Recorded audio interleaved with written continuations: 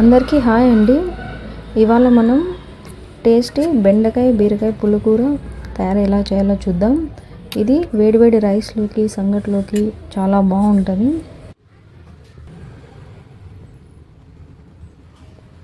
ఈ పులుకూర కోసం నేను 1/2 కిలో బెండకాయలు, ఒక బీరకాయ, ఒక ఆనియన్, ఒక టమాటా, కొద్దిగా చింతపండు తీసుకున్నానండి.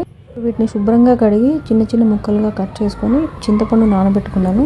ఇక్కడ మిర్చి మిస్ అయింది. ఇప్పుడు స్టవ్ పైన కుక్కర్ పెట్టి 3 టేబుల్ స్పూన్ ఆయిల్ వేసి పోపు గింజలు బాగా చిటపటలాడాక ఆనియన్ వేయాలి. ఆనియన్ బాగా ఎర్రగా మగ్గిన తర్వాత పచ్చిమిర్చి, బీరకాయ, బెండకాయ, టమాటా వేసి బాగా వేగనివ్వాలి.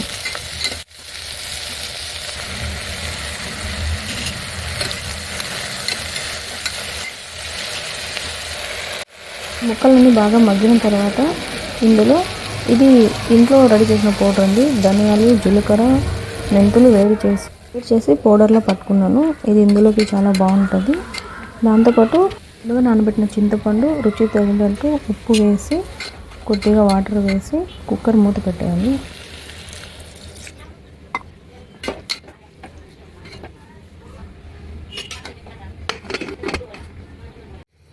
త్రీ విజిల్స్ వచ్చాక స్టవ్ ఆఫ్ చేసి మూత తీస్తే బెండకాయ బీరకాయ పులుకూర రెడీ. ఇప్పుడు దీన్ని పప్పు గుత్తితో ఎనిపి ఒక గిన్నెలోకి తీసుకోవాలి. అంతే అండి, సింపుల్.